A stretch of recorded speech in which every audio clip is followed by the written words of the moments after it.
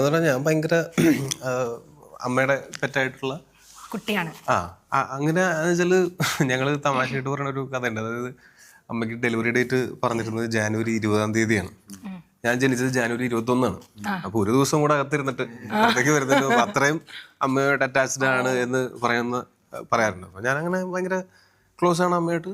നമ്മള് എന്ത് തീരുമാനം എടുത്തു കഴിഞ്ഞാലും അത് എത്ര വട്ടം തീരുമാനമായിട്ട് ബാക്കിയുള്ളവർക്ക് തോന്നിയാലും ഒരാളെങ്കിലും നമ്മളെ സപ്പോർട്ട് ചെയ്യാനുണ്ടാവും എന്ന് ഉറപ്പുള്ളത് അമ്മയായിരിക്കും.